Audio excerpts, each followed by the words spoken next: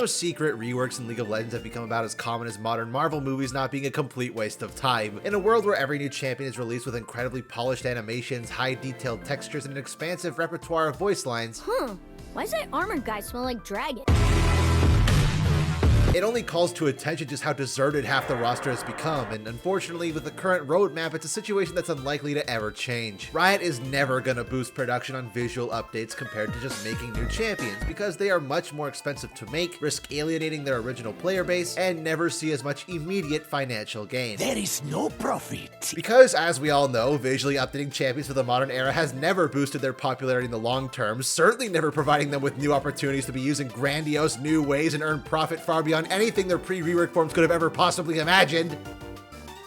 That would be crazy. As players, we just have to kind of accept that the age of reworks is over. For the foreseeable future, we're getting only 1, maybe 2 full VGUs a year, while ASUs suffer a similar fate and become hard luck to only the most popular champions with an already ludicrous number of skins. We have to accept that our beloved fossils will never see the joys of the modern era and are being left to rot forever.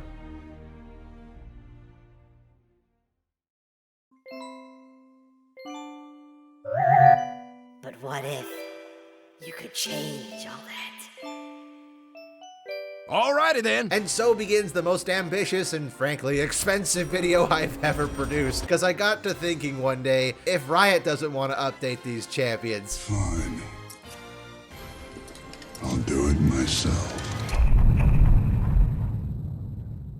And so our story begins with probably the worst kept secret ever. I decided to take a task upon myself to redesign one of League's oldest, most forgotten and confusing champions.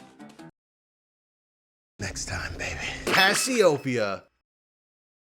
But why Cassiopeia, you may ask? That is Snake. Certainly there are other champions more deserving of the VGU treatment, much older and in more desperate need of that oh-so-prestigious model glow-up, and you would be correct, sir. But art is a science. And just like any great work of art, it was born from a place of pure spontaneous inspiration.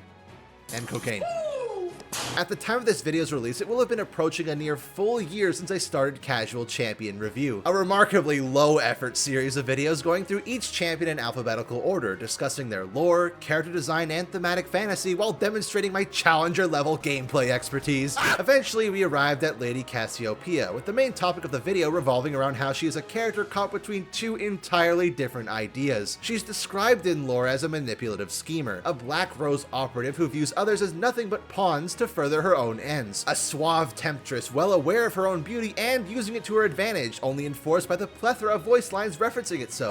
Yet it is also stated that she was cursed and turned into a hideous abomination, one with a new form that utterly destroyed her previous life, leaving nothing but a slithering monster craving her lost humanity and fighting back her new beastly instincts. I don't know about you, but looking at this current character model and those 2 design ideas, yeah, I don't really get any of those from this God of War NPC. It's pretty apparent the temptress part of her character is what took priority though. A pretty looking face, curvy features with stylized and symmetrical garments. This design is clearly going for appeal, but I don't think it really commits to it. Going the Janna route of, oh, we gotta make the character sexy, I'd stick her in a bikini, it'll be fine. As for the monster side, I don't think in any conceivable universe this would convincingly pass for a snake monster who stuck their head a little too close to the pizza oven. The biggest issue with Cassiopeia as a character is that she's caught in the middle, advertised as a horrible snake monster with a tragic backstory, but at the same time was designed at a point in gaming history where dressing a female character in clothes in anything less revealing than Slave Leia was considered a cardinal sin. What if we fixed that? What if, hypothetically, Cass did get reworked? Not just giving her a new design, but removing the confusion of her storyline by honing in on just one of those 2 core character traits. To me, that sounded really exciting, especially because if I tried to do this, I'd have complete creative freedom. A Moo, Nocturne, or any other highly requested champions had already seen plenty of fantastical and popular fan-made redesigns over the years. Some of them so amazing it wound up landing these artists jobs at Riot. It would be near impossible to compete with that. I mean, I tried anyway because, you know, I'm stupid. But with Cass, as far as I could tell, it hadn't really been attempted yet. As an amateur artist, it was my time to shine. All on my own, I could create a Cassiopeia embodying what she was supposed to be to her fullest extent, and so naturally, I turned her into full-on fan service. Wait! I haven't been possessed Okay, I made a monster version as well. In fact, it was the first version I drew. Here's my initial sketch of Monster Cassiopeia, focused more on the idea that the curse burned away all her humanity. With almost no human features left, I thought it would make her horrible transformation more believable for someone said to have lost everything because of it. Admittedly though, it is a very first draft design. While it incorporated many kinds of snake attributes and nods to Naganeka, the snake ascended, which likely inspired the stone construct and cursed cast in the first place. I mean, even in LOR, her darkened weapon card is tied to Noxus. I highly doubt that's a coincidence. I just don't think I succeeded in making her truly monstrous. I think it's my fascination with dinosaurs and reptiles that held me back. Didn't really make it truly monstrous, which funnily enough, a really awesome version of this exact concept surfaced a little bit after I posted my version, and it's just so fantastically creepy. A wonderful blend of snake and human attributes to create something truly terrifying. I saw this. While I had created a basic monster cast, I drew monsters all the time. I've been doing it since I was a little kid. Even if I didn't accomplish my exact goal on my first draft, drawing a monster Cassiopeia was very easy for me. What would be less easy was taking the other route, disregarding the tragic side of her story and leaning more into her character she is presented as, not just in design, but in personality. A champion proud to display their striking good looks and using them as leverage over others is the central core of their fantasy. Unapologetic fan service on purpose. Oh hey, that's the name of the video. Considering my current standing in life and reputation on this platform, it would prove to be a challenging experience. By now, most of you are well aware I'm not overly fond of the quote-unquote sexy champions, but that's not entirely true. Silas, Kaisa, Yone. These are champions I've talked about a lot on this channel. Ones that were designed with eye candy at the forefront of their character design, even though it completely clashes with who they're supposed to be as characters. Silas has been a prisoner since childhood, chained up and sustained on nothing but the rats crawling throughout his cell. What would that kind of character look like?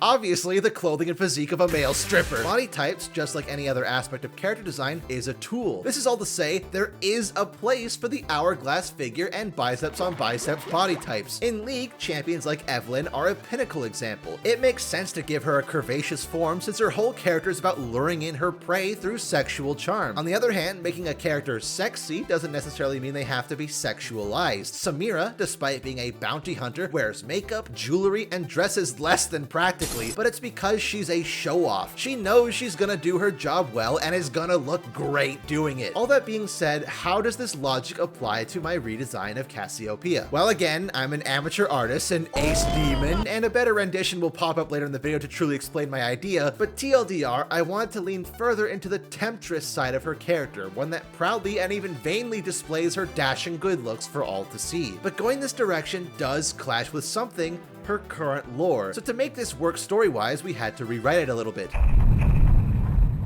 Most of it's still the same though. She's still a Noxian noble residing in the colonized Shuriman city of Uzeris. She's still the lesser of the Dukuto siblings, being raised primarily by her mother. She still got indoctrinated into the Black Rose at a very young age, trained to be a manipulative schemer and use other people to further her own goals.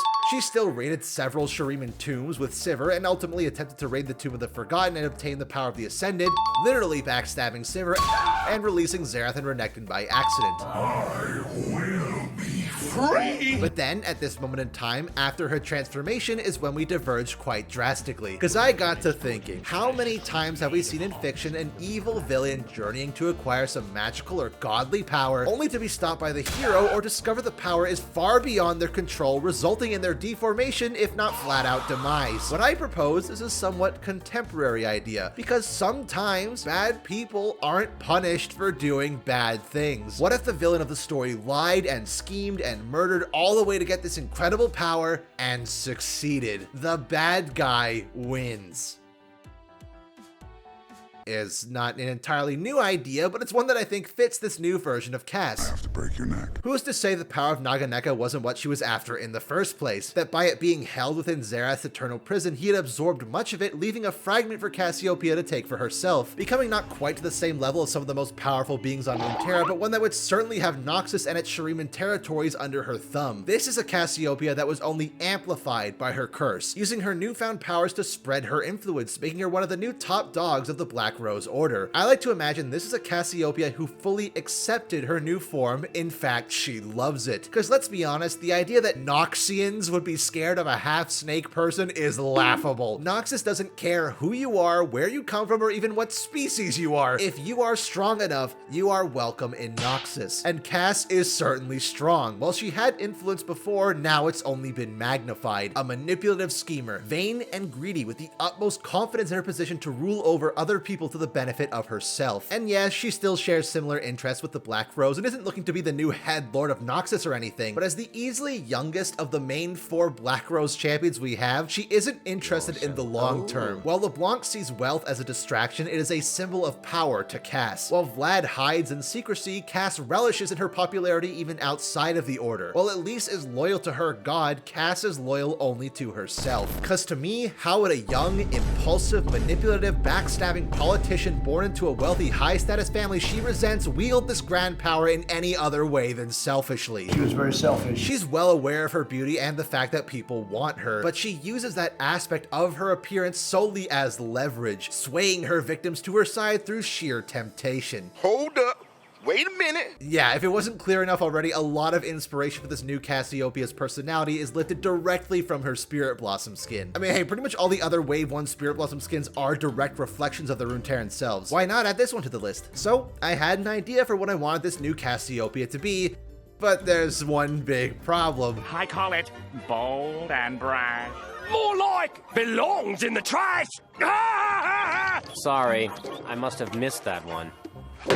My artistic ability is limited, to say the least. I could fully bring it to life like I had hoped. Thankfully, this is the part of the video where it gets extra spicy, and probably the part you've been waiting for this whole time. Because what if I commissioned an actual artist to bring this version of Cassiopeia to life?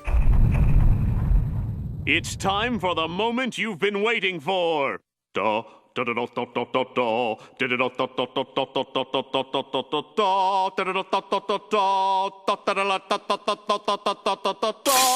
know, not the biggest reveal for anyone who's seen a single community or Twitter post from me in the last 4 months, but here it is. Thanks to Eri Violet and their immaculate ability to recreate League of Legends' concept art style and inputting their own design ideas, this version of Cassiopeia has finally been fully realized. So you might have some questions. What changed from my first rendition of this design, and what changed from the original Cassiopeia? Because I realized I never actually explained that. I'm stupid. Well, it's pretty obvious to tell right from the start, this version of Cass is committing to the bit base Cass only dipped her toes into. Tail into. Turning her metal boob plating into loose-fitting cloth and long flowing streamers. I don't actually know what these things are called, please enlighten me. I'm stupid. This was done to give her outfit a bit more of an elegant appearance, the soft clothing allowing her body the flexibility it needs to slither around whichever way she pleases. She still has the hourglass body type much like before, arguably even more so, but that's intentional this time, along with the shape of her clothing made to accentuate those proportions. This version of Cass, much like Samira, is well aware of how attractive she is and uses it to her full advantage. She was always a cunning manipulator who used her beauty to sway the weak-willed even before her transformation, but now she has the power to elevate that tenfold. I like to think this version of Cass steers more in the direction of paralysis and hypnosis. If she's unable to dissuade her pawns through her natural charm, she could induce her victims into a trance, unable to resist her demands, giving her immense power over others, albeit not in a raw physical strength kind of way. Next up, her face. It's no secret League women haven't been known to have the most distinguishing facial structures, and my cartoonish art style doesn't exactly alleviate that problem. What are you? Some kind of silly cartoon? So with Eri Violet's help, this version of Cass aimed to give her a more unique appearance, with a much sharper jawline and nose, in some ways a more exaggerated version of Katarina. Color scheme was important too. Even if she has lived in Shurima for most of her life, Cass is still a Noxian champion, and much like Samira, again, she should have design elements from both regions. Current Cass is pretty much entirely Shuriman, with her armor being comprised of nothing but greens and golds, and the only Noxian element at all is how she mentions it in a couple voice lines. The redesign aimed to fix that, keeping the bright golds of Shurima while incorporating just a smidge of Noxian colors with the white and red fabrics. She still leans more heavily into Shurima since that's where she got her powers and where she lives most of the time, but she has that Noxian element to tie her back to her homeland. Her headdress as well has been altered substantially, turning it into a full-on crown. Much like LeBlanc, at least the LOR version, it mimics aspects of the Noxian insignia. I like to think much like the braids of Freljordian demigods or shoulder pauldrons on Ionian blade masters, these elaborate head decorations will be a staple to the head honchos of the the Black Rose. And without the headdress, her hair was finally freed, revealing a similar hairstyle to that of, this one. This is why I could never be an actual character designer, dude. I don't know the names of anything. I'm stupid. Now, I know what you're thinking. She could have been a redhead, considering both her sister and her father are. But as far as we know, her mother Serena's hair color is still a mystery. Since Katarina has closer ties to Marcus and Cass to Serena, would it not be thematically appropriate for each half of the family to share a similar hair color? There's also the little bits of green at the ends, and mainly this was done just because it visually looks cool. But it could be argued as symbology for the venom running throughout her body. I don't know. There's been worse explanations for design choices. For body color scheme, you may notice she's a lot more tan than you might remember. And while yes, she isn't technically Shuriman, she has lived there for the majority of her life. It would be strange if her skin color wasn't a little bit darker after all that time roasting in the desert. Her scale patterning was changed as well. There's some on her face, arms, and running down her back, while the color scheme of the snake half's underside is the same as her human skin. This was mainly an attempt to merge the two halves of her together into one cohesive whole, instead of the original where it looks like a snake tail was duct taped to a pharaoh cosplayer. And lastly, a bit of decoration. Some bracers, necklace, earrings, makeup, all to make her look dressed in her Sunday best. She has no need for bulky armor or battle gear. She's not a soldier. She knows she's beautiful. Everyone else knows she's beautiful. She uses that to her full advantage by putting it on full display for everyone to admire. All this together, Cassiopeia is inherently designed to be fan service with a purpose. Oh, hey, that's the title of the video again. And does it work? Well, I mean, I'm obviously speaking from a biased standpoint here, but I thought we did a pretty decent job. This is all to say I'm totally fine if you don't like the design, and I'm not upset if any people don't like it. While I have my opinions on what I think makes a good character design, the truth is stuff like this is ultimately subjective. This redesign is not objectively better than the original, it's just what I think is better. We good? We good. I was so happy with what Air Violet had produced, and proud of my own ace brain for being able to concoct something I wouldn't normally touch within a 10-foot radius. It's clear many of you fellas liked it a lot too. In the lead up to this video, from the sketches to the YouTube short to the additional artwork, the sheer amount of support and fan art has been overwhelming, to say the least. Seriously, there's just been so much fan art. I absolutely love it, fellas. Thank you so much. As for downsides, I'm pretty sure plenty of people would have rather I'd gone for the more monstrous version of Cass, and fair enough, it's something I'd like to tackle again in the future. And of course, making a character this blatantly fan servicey has it has its own risks. Back, you dirty ape! Back! All in all, I think we made a pretty decent redesign of everyone's not-so-favorite Snake Lady. One that a lot of people seem to enjoy quite a lot, and what more could I ask for than that? Well...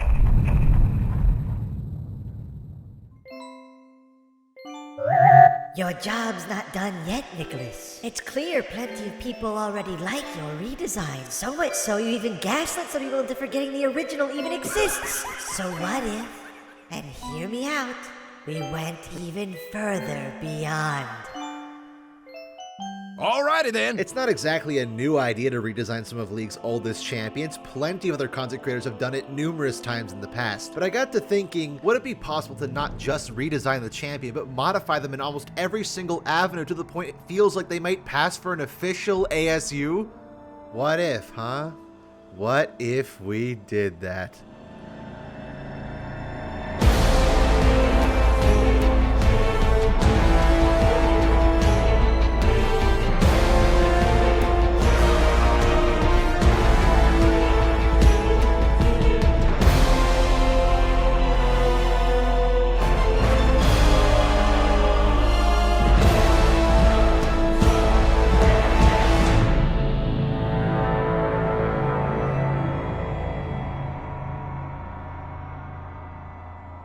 Yeah, we actually did it. We got an icon in the same style as the newly made portrait icons from last year, an emote replicating the only one base Cass has. For a while we had a paint over splash until eventually we got an entirely brand new one that better suits this version of Cass's personality. Her smug energy, it mocks me so. And of course, a fully functional custom skin, free to use for all who use custom skins. At least, you know, until Vanguard comes in and wipes the entire concept from existence. But hey, you know what? It was fun while it lasted. And speaking of, if you've seen any of my more recent streams at twitch.tv/NickyBoy, you probably would have seen not only are there special Cass redesign emotes, not only will you have seen that we've played with this custom skin several times, but that we also managed to get all the way to Mastery 7 on Cassiopeia only using the custom skin. In pretty much every single aspect, this version of Cass has basically become a full ASU. But there is one thing missing. isn't there? Usually one of the biggest draws of these visual updates isn't just the visual part, it's audio too, fully fleshing out who the champion is personality-wise and giving proper interactions with more champions beyond just one. So what if I told you fellas I had just one last surprise in store for you all?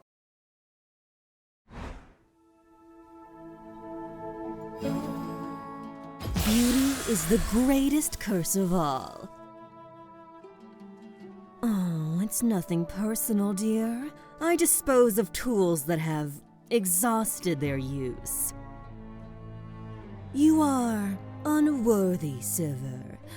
I am not so foolish as to waste a gift of the gods.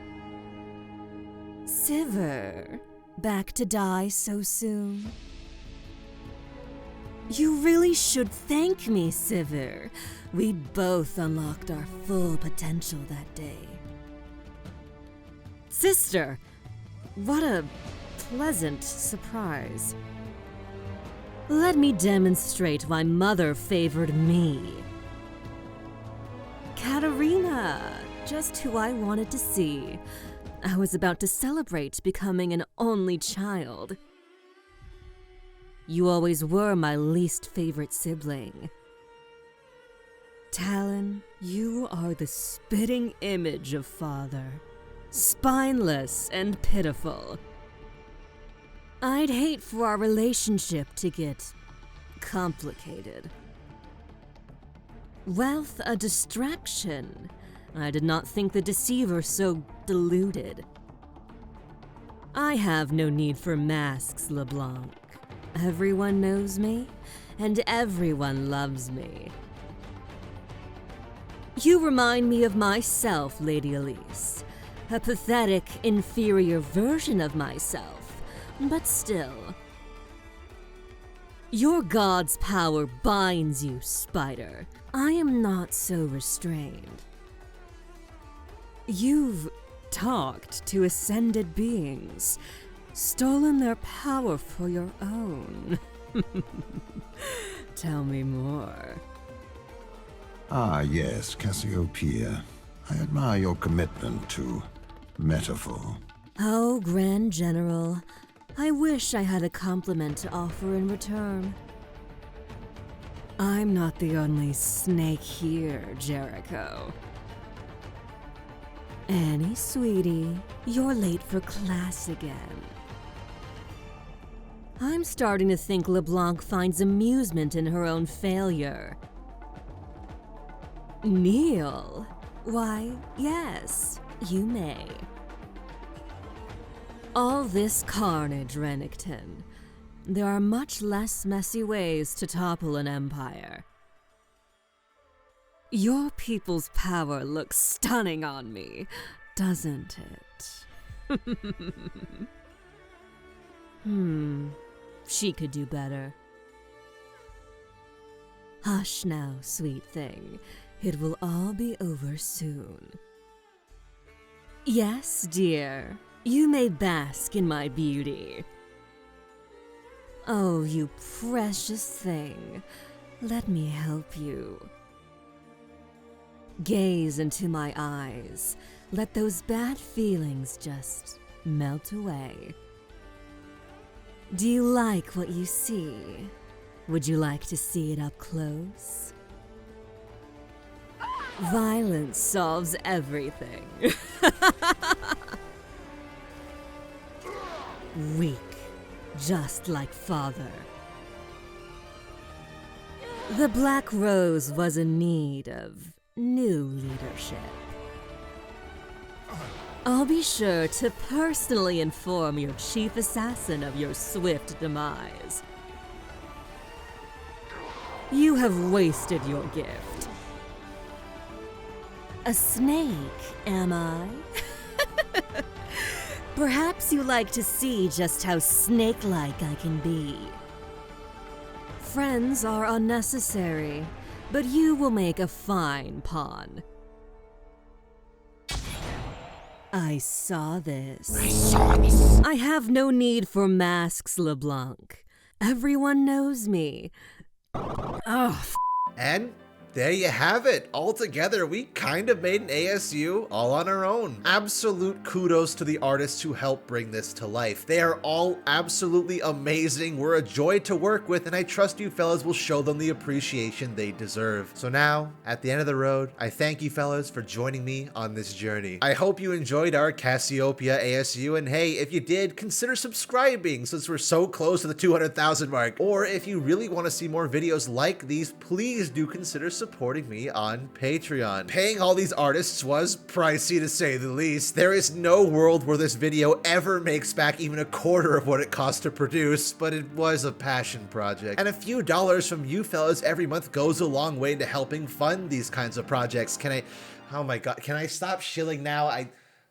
I really should take a sponsor at some point. But that's the end. What do you think of our fan-made Cassiopeia ASU? Was it convincing enough? Do you fellas like the design? Perhaps you have some constructive criticism for what we could have done differently. Be sure to let me know down in the comments below. And hell, while you're at it, let me know what kinds of champions you would like to see me make a video similar to this about next. I'm particularly fond of my cho'gath and Soraka redesign, so perhaps if my wallet doesn't die from cardiac arrest, we tackle them or any other highly requested champions in the future. Till next time though, thank you so much for watching, being with me on this journey through this massive project, and hopefully I'll see you in the next video.